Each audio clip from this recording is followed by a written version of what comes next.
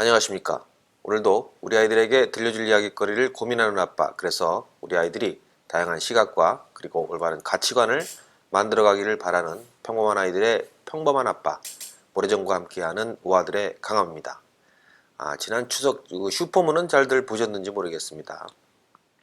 오늘은 그 달만큼이나 우리들에게 이제 친숙한, 아니 뭐 친숙하기보다는 이제 뭐랄까 그 경외의 대상이었던 태양에 대해서 한번 이야기를 해볼까 합니다. 그 우리의 태양이 얼마나 이제 특별하고 그리고 희귀한 별인가에 대해서는 뭐 제가 지난 에피소드에서 이미 한번 말씀드린 것 같긴 합니다. 14편인가 아마 그랬던 것 같은데, 일단 그걸 한번 들어보신 다음에 오늘 이제 에피소드를 들으시는 것도 좀 괜찮은 것 같습니다. 자, 이제 태양의 그 특수성과 그리고 이제 신비함에 대해서는 이미 제가 이제 지난 편에서도 이제 많이 다루었으니까 오늘은 조금 좀 더 과학적인 부분에 대해서 그 집중을 해가지고 이야기를 한번 해보도록 하겠습니다. 이게 이제 살짝 지루해질 수도 있을 것 같긴 한데, 뭐 그래도 이제 우리 지구의 모성 엄마별이죠. 태양에 대한 이야기니까 그 오늘 들려드리는 이야기 이 정도의 수준의 그 지식은 갖고 계셔도 좋을 것 같다고 생각이 됩니다. 그럼 한번 시작을 해보도록 하겠습니다. 자, 태양은 이제 우리 태양계를 지탱하는 유일무이한 원천이죠. 아니 어쩌면 이제 태양계 그 자체라고도 이제 말을 해도 과언이 아닐 정도라고 생각이 됩니다. 이 태양계를 이루는 그 모든 천체의 무게를 한 100%라고 봤을 때 태양의 무게가 과연 어느 정도 될까요? 정답은 99.86%에 달합니다. 그러니까 이제 지구를 비롯해서 그 엄청나게 커다란 목성까지 태양계의 모든 행성과 그 위성들을 모두 합해 봐야 기껏해야 태양계 전체의 0.14%밖에 안 된다는 이야기가 되죠. 자, 이제 이렇게 이제 무겁고 큰 태양을 이제 그러면 도대체 이 태양은 어떻게 구성이 되어 있느냐? 보통 이제 태양의 내부 구조는 이제 중심부의 그 핵을 시작으로 해서 그 다음에 이제 복사층, 그리고 이제 대류층, 그리고 이제 광구, 그리고 제일 마지막에 이제 태양 대기층이라고 설명을 하게 됩니다. 여기서 그 태양 대기층의 영역이 결국 이제 우리 태양계 전체라고 라고 보시면 되죠. 즉 지구를 비롯해서 이제 모든 태양계 행성은 요 태양의 대기 안에서 움직이고 있다라고 이제 말할 수가 있을 것 같습니다. 자, 이 부분에 대해서는 제가 이제 뒤에서 다시 좀 말씀을 드리도록 하고, 어쨌든 이 태양의 크기를 지구에 비교하면 대충 한 100배 정도가 큽니다.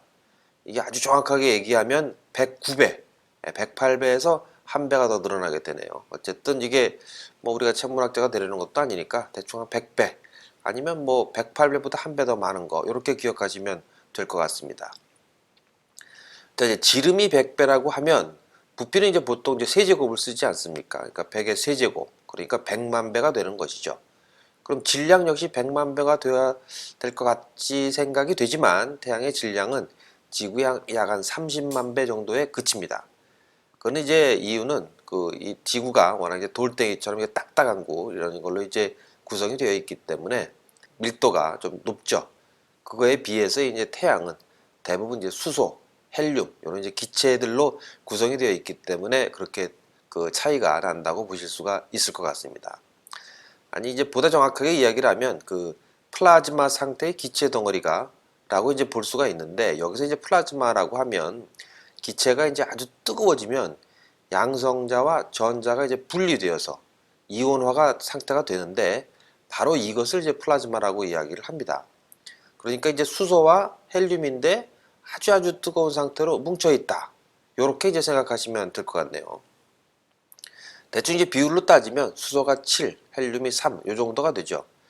자, 아이들이 이제 그린 태양 그림을 보면 가끔씩 이제 태양 주위로 그 일렁이는 불꽃 같은 것을 이제 같이 함께 그려놓는 경우를 간혹 볼 수가 있는데, 사실 이제 태양은 뭐 나무나 종이가 타는 것처럼 이렇게 불타는 것처럼 일으켜야 되지는 않습니다. 당연합니다. 이게 왜냐면 태양 주위, 그러니까 이제 우주 공간, 여기에는 산소가 없죠.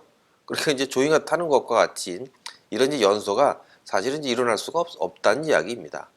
그렇지만 이렇게 태양 주위에 불꽃처럼 보이는 게 있는데, 요거 이제 불타는 불꽃이 아니라 태양에서 에너지가 분출할 때 함께 딸려 나오는 이 플라즈마의 덩어리, 이 덩어리들이라고 보시면 될 것 같습니다.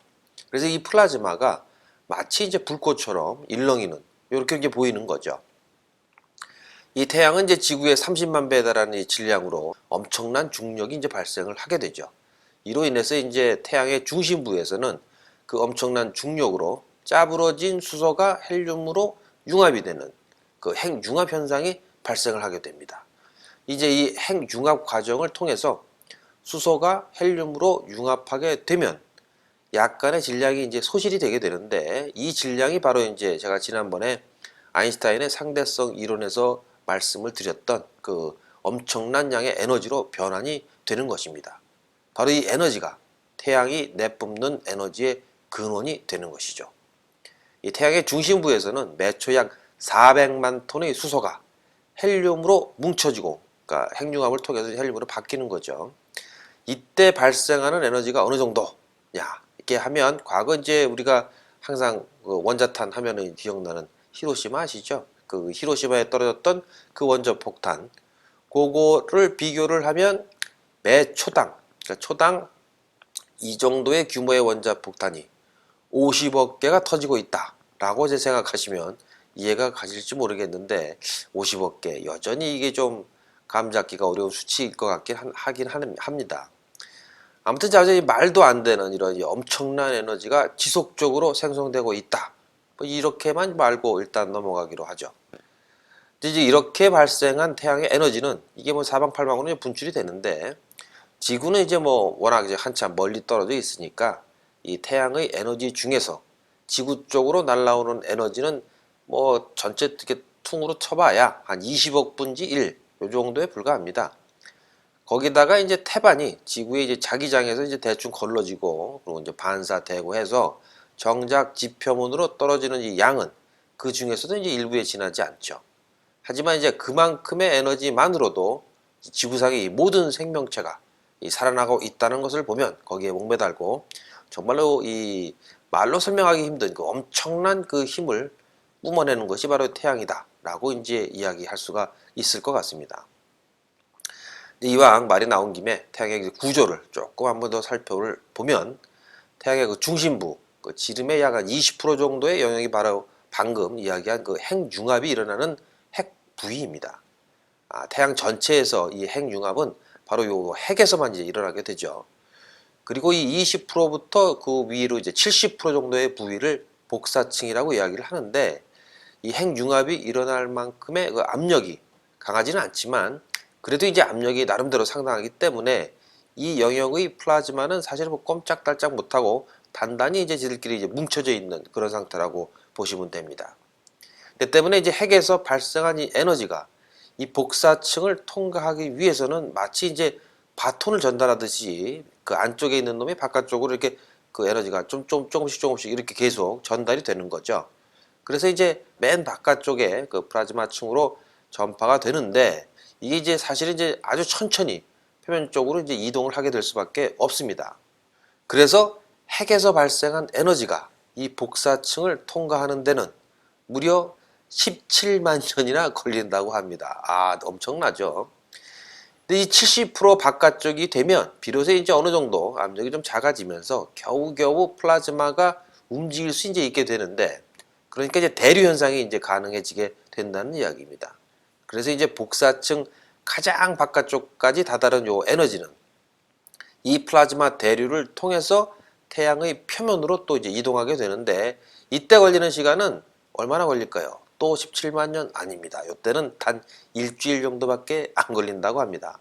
이 플라즈마 대류층은 태양 표면에 이제 수백 개가 존재하게 되는데, 그래서 이제 태양을 자세히 관찰을 해보면 마치 그 쌀알 같은 무늬의 덩어리들이 타닥타닥 붙어 있는 것을 확인할 수가 있습니다. 그 덩어리 하나하나가 바로 이 플라즈마 대류라고 생각하시면 됩니다. 플라즈마는 이제 전자가 이온화된 상태의 기체이기 때문에 기본적으로 이제 전기를 띠고 있죠.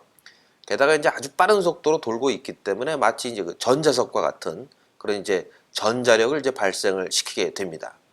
이런 전자석이 이제 수백 개가 이리저리 부딪혀 가면서 회전하게 되면 이게 굉장히 이제 복잡하면서도 강력한 그런 전자기 폭풍이 이제 발생을 하게 되는데, 바로 이 전자기 폭풍을 통해서 수많은 전자기 파와 그리고 하전 입자들이 우주 공간으로 이제 분출이 되게 됩니다.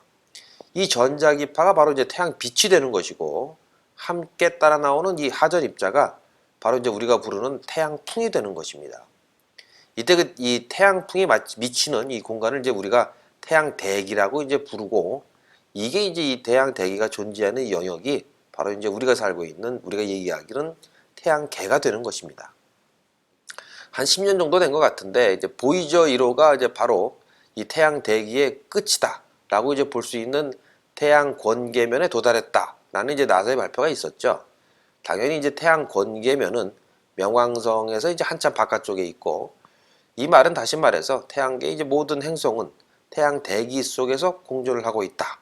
이렇게 이제 말할 수도 있을 것 같습니다.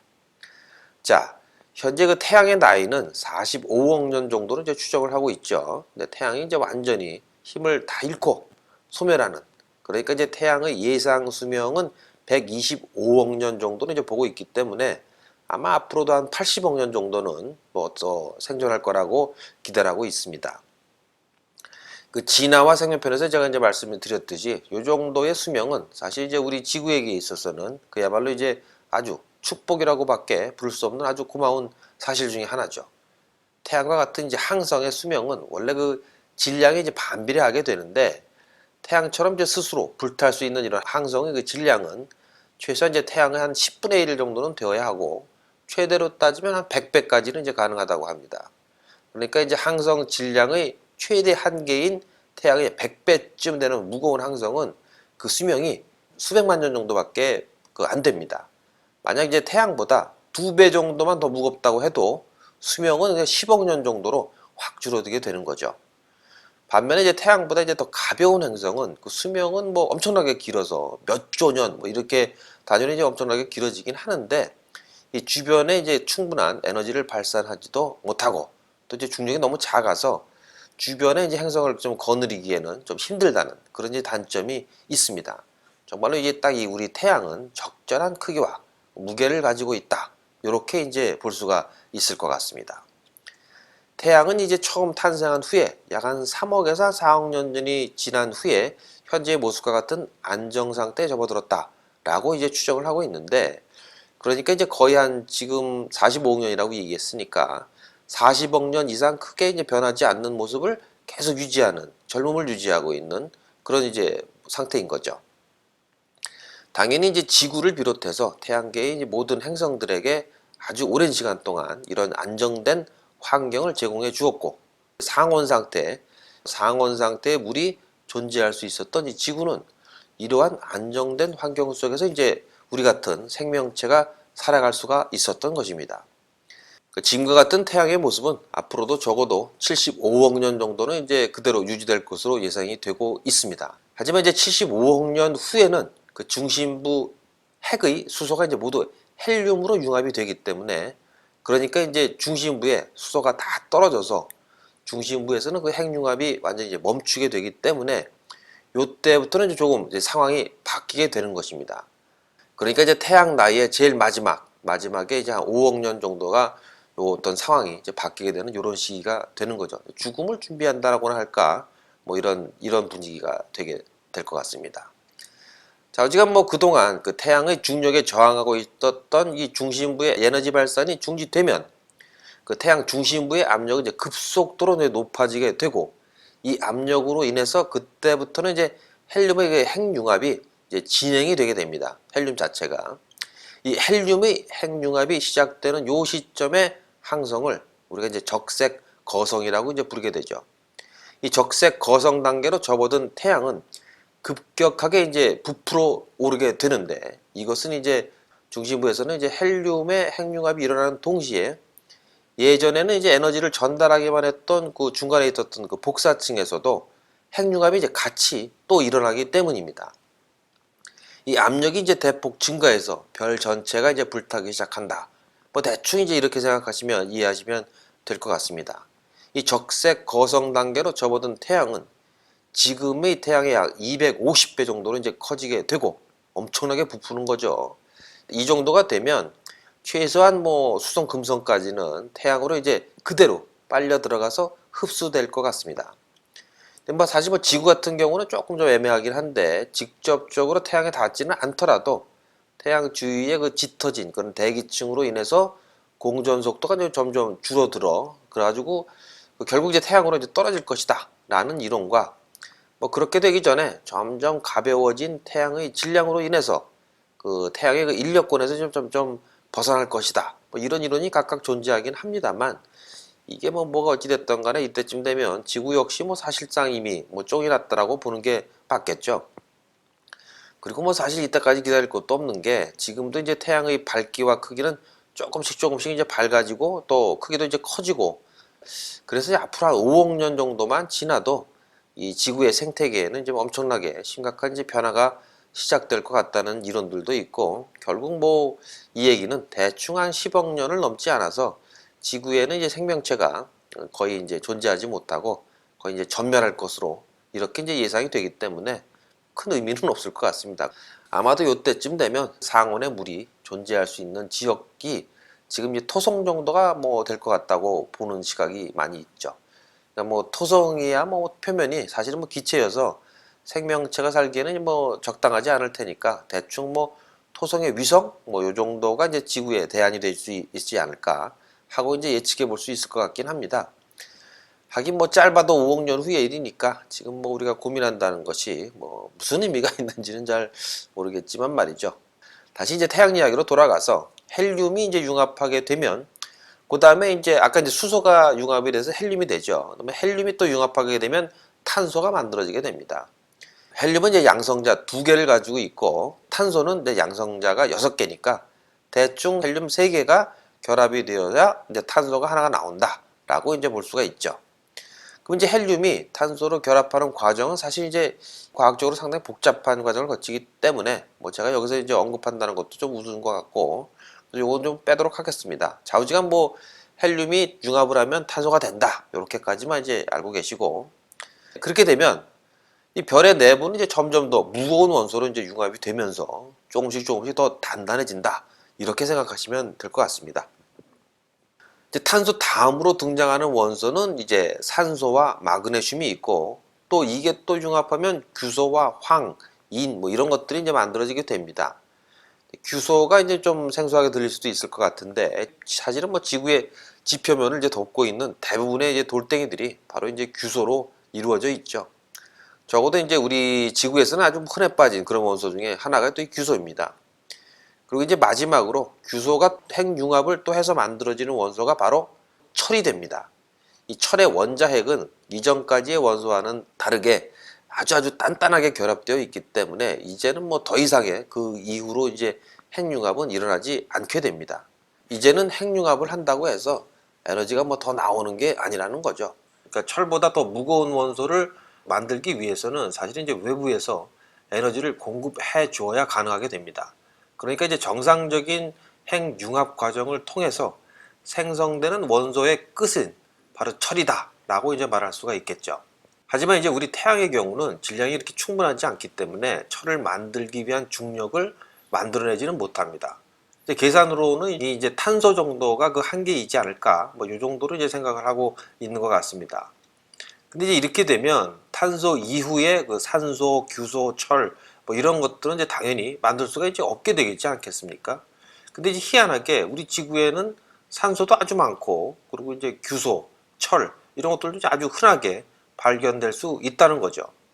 당연히 이제 이런 것들은 태양이 만들어낼 수 없는 원소들이기 때문에 결국 이 이야기는 우리 태양계가 형성되기 그 이전에 적어도 우리 태양보다는 최소한 10배는 무거운 그런 항성이 있었다라는 이제 증거가 될 수 있다는 사실이죠. 그러니까 그 정도의 무게라면 뭐 사실은 뭐 충분히 철까지 만들어낼 수 있었을 거고, 근데 그런 다음에 그게 이제 수명을 다해서 뽀개진 다음에 다시 뭉쳐서 지금의 태양계를 이루었을 것이다, 이렇게 이제 설명할 수 있는 것입니다. 근데 아마도 이제 우리 태양은 우주가 이제 생성된 이후에 가장 처음 만들어진 그런 항성이라기보다는 적어도 뭐 2세대 혹은 뭐 확률적으로는 한 3세대 요럴 가능성이 이제 아주 높다고 볼 수 있겠죠. 근데 이제 여기까지 이야기를 하고 나니까 이제 재밌는 사실 하나가 이제 눈에 띄지 않습니까? 그러니까 일상적인 핵융합을 통해서 만들 수 있는 원소는 철이 한계다 라고 이제 말씀을 드렸죠. 하지만 적어도 이제 우리 지구에는 철보다도 더 무거운, 다시 말해서 이제 철보다 훨씬 더 많은 양성자를 가진 원소가 다양하게 존재하고 있다는 사실이죠.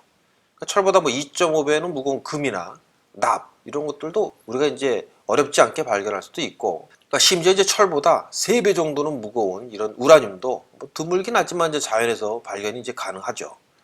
그럼 이제 도대체 이런 원소들은 어떻게 만들어질 수 있는 것일까요? 근데 이 비밀은 아주 무거운 항성에 있습니다. 정확한 무게는 사실 밝혀지지는 않았지만 최소한 뭐 태양 질량의 10배 이상 정도 되는 항성은 자체적으로 철까지는 이제 합성을 해낼 수 있다고는 합니다. 하지만 이제 질량이 그보다 더 커서 철이 만들어진 이후에도 계속 짜부라들면 어떻게 될까요? 아까 말씀드렸듯이 이 철의 원자핵은 아주 단단하게 이제 고정이 되어 있어서 다른 원자핵과 사실 이제 융합되기가 되게 이제 어렵죠. 결국에 융합되지 못한다는 얘기입니다. 근데 그렇지만 이 대신에 이 철의 양성자 주위를 돌고 있던 이 전자가 양성자 쪽으로 이제 합쳐지게 됩니다. 그러니까 원자가 중심을 이루는 양성자와 그 주위를 돌고 있는 이제 전자로 이렇게 구성되었다는 사실은 다들 아마 알고 계시겠죠? 예. 그렇게 이제 양성자 주위를 돌고 있는 이 전자들은 모두 이제 동일하게 이제 마이너스 극을 갖고 있어서 서로 이제 밀어내죠. 반발하기 때문에 일정한 거리 내로 가까워지지 못하죠. 서로 밀어내니까.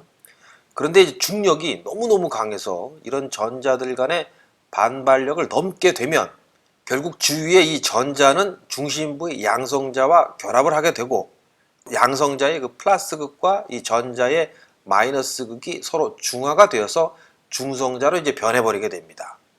그러니까 철이라고 하면 양성자가 26개, 그리고 중성자가 26개로 구성된 핵과 핵 주위를 돌고 있는 26개의 전자가 있는 상태인데, 이게 이제는 그 쉬운 2개의 중성자만 있는, 이제는 뭐 철도 아니고 뭣도 아닌 이런 이상 그런 이제 물질이 되어버린다는 거죠. 원래 이제 원자에서 핵이 차지하는 부피는 이제 아주 작은데 전체 그 원자의 한 10만 분의 1 정도의 크기가 바로 이제 핵의 크기라고 생각하시면 크게 틀리지는 않을 것 같습니다. 그러면 그 나머지 공간에는 도대체 뭐가 있느냐? 그냥 비어 있는 겁니다.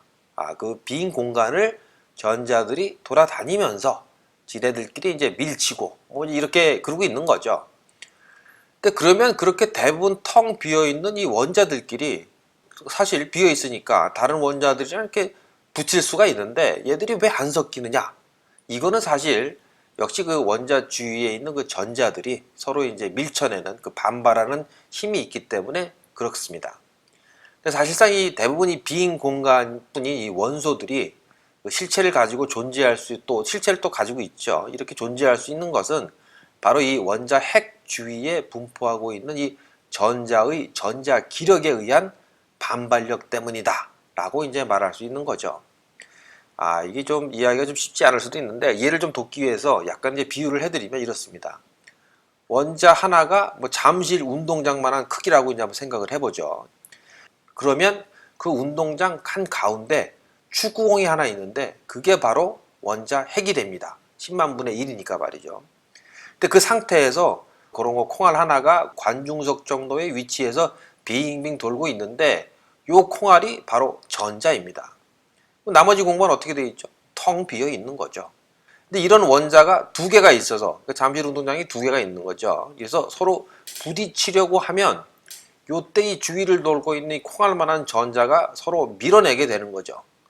이게 뭐 콩알 하나가 잠실 운동장을 밀어낸다니까 이것도 좀 비유가 좀 어떻게 어려우리한데, 자, 이제 뭐 그런 겁니다. 뭐 이렇게 이해를 하셔야 되는데, 이 중력이 이제 엄청나게 강해져 가지고 전자들의 전자기력을 넘게 되면 결국 이 관중석 주위를 돌고 있던 요 콩알들은 운동장 한가운데의 축구공으로 빨려 들어가게 되고, 이러면 이제 원자의 경계가 없어지게 되기 때문에 갑자기 원자의 크기가 몇만 분의 1로 확 줄어들게 됩니다.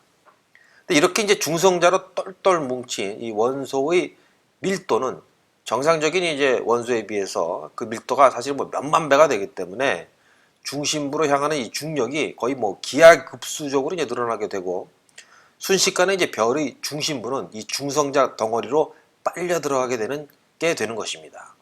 이 속도가 얼마나 빠르냐고 하면 이 별의 표면이 미처 빨려 들어가기도 전에 이 중심부가 먼저 빨려 들어가기 때문에 별의 내부에 그 텅 빈 공간이 이제 만들어지게 됩니다. 마치 이제 달걀 노른자가 없이 흰자만 이게 달랑 떠 있는 그런 모습이라고나 할까, 뭐 이렇게 되는 거죠. 이제 그렇게 이제 내부가 텅 빈 직후에 표면을 이루는 이 원소들 역시 중심부를 향해서 이제 떨어지게 되는데, 말하자면 이제 전 우주에서 이제 가장 단단한 문체로 가장 빠른 속도로 뛰어든다, 이렇게 이제 볼 수가 있을 것 같습니다. 근데 이제 이 충돌로 인한 그 충격은 그야말로 뭐 엄청나겠죠. 그래서 엄청나서 이때의 충격으로 중심부에 뭉쳐있던 이 중성자 덩어리가 폭발을 하게 되고, 이 과정에서 이제 정상적으로 만들어지지 않은 이 수많은 이 무거운 원소들이 생성되게 되는 것입니다. 이러한 현상을 중성자별의 초신성 폭발이라고 이제 부르고, 이 폭발을 통해서 이때까지 그 별이 만들어 온 대부분의 원소와 그리고 이제 폭발 과정에서 생성된 수많은 이제 새로운 원소들을 우주 공간으로 이제 토악질을 하게 되는 거죠. 토해내는 겁니다. 그래서 이 폭발은 대충 이제 몇 주 정도만 유지되다가 그러다가 이제 끝나버리는데, 이 짧은 시간 동안에 그 수억 년에 걸쳐서 이 별이 일평생 만들어낸 에너지보다도 더 많은 에너지를 순간적으로 이제 발산을 하게 되는 거죠. 그래서 이제 그 밝기 또한 뭐 엄청나기 때문에 은하계 전체의 별의 밝기보다도 더 빛난다 라고도 이야기를 합니다. 만약 지구에서 한 3000광년, 그러니까 뭐 빛의 속도로 3000년이 걸리는 거죠. 이 3000광년 이내에서 이 만약에 이런 초신성이 폭발이 발생을 한다 라고 하면 이 지구의 생명체가 그 영향으로 거의가 아니라 모조리 멸종해 버릴 정도라고 하니까 뭐 그 힘이라는 게 엄청나겠다고 볼 수 있죠. 근데 뭐 다행히 가까운 시일 내에 폭발할 것 같은 그런 초신성 후보는 우리 근처에는 없는 것으로 이야기는 하고 있습니다. 근데 이제 무엇보다 다행인 것은 이제 우리 태양은 이 정도로 이제 무겁지 않기 때문에 태양이 이제 폭발할 가능성은 없다라고 이제 보시면 될 것 같고, 그리고 이제 우리 태양은 탄소까지의 핵융합이 끝나면 그 다음부터는 그냥 차갑게 식어서 그냥 그 생을 마감하는 뭐 이렇게 되게 됩니다. 물론 이제 이건 역시도 뭐 사실은 뭐 수십억 년 뒤의 얘기니까 뭐 어차피 이제 인간의 관점으로서는 뭐가 되었건 뭐 크게 의미는 없는 그런 시간적인 개념으로 보면 그런 것 같습니다. 의미 없을 것 같고요. 자, 요건 이제 좀 다른 얘기인데, 우리가 이제 태양의 색깔을 이제 연상할 때 보통 이제 붉은 태양 뭐 이런 붉은색이라고 이제 자주 이야기를 하죠. 근데 이제 사실은 태양의 그 원래 색깔은 오히려 이제 노란색에 이제 더 가깝다고 합니다. 솔직히 이제 태양을 우리가 이제 맨눈으로 본다는 건 사실 불가능하죠. 겨우겨우 이제 해 뜰 때 혹은 뭐 해 질 때 요 정도 이제 맨눈으로 관찰할 수가 있는데, 이때의 그 태양빛은 대기를 이제 오랫동안 통과하면서 파장이 그 짧은 푸른 빛이 이제 다 이제 흩어져 버리고 파장이 이제 긴 그런 이제 붉은 빛만 이제 남아서 이제 붉게 보이는 것입니다. 그러니까 이제 노랗게 빛나는 밝은 대낮에는 우리가 이제 확인할 수가 없고 눈이 부시니까, 그나마 이제 확인이 가능한 아침하고 이제 저녁 때는 붉게 보이니까 아, 태양은 붉은가 보다 라고 이제 얘기를 하는 것이죠. 근데 이제 태양빛은, 그러니까 이제 햇빛은 그 파장에 따라서 이제 적외선, 그리고 이제 가시광선, 그리고 이제 자외선, 이렇게 이제 세 가지로 이루어져 있는데, 지구의 그 대부분의 생명체는 바로 이제 이 햇빛을 통해서 뭐 먹고 살고 있는 거죠. 사실 이제 그 현재의 그 인류가 사용하고 있는 대부분의 에너지 역시 결국은 이 햇빛을 그 근원으로 하고 있다라고 이제 볼 수 있죠. 뭐 태양 에너지를 이제 직접적으로 사용하고 있는 뭐 태양열 뭐 발전 뭐 이런 건 뭐 말할 것도 없고, 사실 뭐 풍력이라든가 수력 발전 이런 것들도 결국은 보면 태양열로 인한 뭐 어떤 2차적인 이런 이제 에너지를 사용하는 것이고, 그리고 뭐 사실 뭐 석탄, 석유 이런 것들도 뭐 고대 생물이 햇빛을 받아서 축적된 그런 화석 에너지가 아니겠습니까? 굳이 예외라고 친다 그러면 뭐 원자력 정도가 있을 수 있겠는데, 이제 원자력은 이제 뭐 태양 이전에 존재했던 어떤 그 할머니 태양적 뭐 이 정도 되는 별이 만들어 놓았던 우라늄을 통해서 이제 에너지를 얻는 거니까 조금 이제 태양열하고는 조금 관계가 없을 수 있죠. 자 이제 햇빛을 조금 더 자세히 살펴보면, 일단 적외선으로는 이제 열이 전달이 됩니다. 기본적으로 이제 지구에 상온의 물이 존재할 수 있는 이유는 바로 이 적외선 덕분이죠. 이제 가시광선은 이제 뭐 어떻습니까? 이제 우리가 그 사물을 이제 눈으로 볼 수 있는 것은 모두 이 가시광선 덕분에 이제 볼 수가 있는 거죠. 게다가 이제 우리가 뭐 일용한 양식을 얻는 이 식물의 광합성, 이것 또한 또 이 가시광선에 이제 크게 의존한다고 볼 수가 있을 것 같습니다. 반면에 이제 자외선 같은 경우에는 이제 뭐 사실 느낌이 좀 별로죠. 조금만 많이 쬐어도 뭐 피부에 화상을 입는다든가, 뭐 심하면 뭐 피부병, 뭐 피부암, 뭐 이런 것도 이제 발생을 시키죠. 그래서 뭐 많은 여성들이, 뭐 남자들도 마찬가지지만 피부 보호를 위해서 뭐 선블락 같은 거 엄청 열심히 바르기도 하죠. 근데 이제 이 자외선을 피하기만 해서는 안 되는 것이 우리가 이제 살아가는데 반드시 이제 필요한 영양소들이 있는데, 그 중에 이제 하나가 이 자외선을 통해야만 만들어지기 때문이죠. 뭐 다들 아시겠지만 그 영양소가 바로 이제 비타민 D죠. 근데 비타민 D는 이제 뭐 우리가 음식으로 섭취도 뭐 가능하기도 하지만 그 피부에 자외선이 직접 닿으면 우리 몸속에 있는 콜레스테롤을 통해서 직접 이제 생산이 가능합니다. 효율 면에서는 뭐 음식으로 섭취하는 것에 비해서는 수십 배 이제 높다고도 합니다. 또 뭐 음식으로 이제 비타민 D를 섭취하였다고 해도 실제로 이제 몸에 흡수하기 위해서는 이제 반드시 또 이제 햇빛에 도움이 필요하기 때문에 적절하게 이제 자외선에 노출되는 것은 반드시 필요한 것이라고 볼 수도 있을 것 같습니다. 체내에서 이제 필요한 비타민 D를 생성하기 위해서 우리가 이제 햇빛을 쬐야 하는 그 시간은 일주일에 한두 시간 정도면 이제 충분하다라고 이야기를 하는데, 하루 단위로 따지면 약 한 20분 정도? 뭐 물론 이제 한 번 생성된 이 비타민 D는 한 일주일 정도는 이제 지속이 되기 때문에 일주일에 몰아서 1시간 정도 쬐고 이런 것도 사실 뭐 괜찮다고 하더군요. 그리고 이제 자외선은 어느 정도의 이제 구름도 그대로 이제 통과하기 때문에 흐린 날이라고 해서 오늘은 뭐 햇빛을 못 쬐겠네 라고 이제 할 필요가 없이 그냥 쬐시면 되는 것입니다. 그런데 이제 문제는 그 현대인의 경우에 이제 상당수가 비타민 D 부족 현상을 겪고 있다는 사실이죠.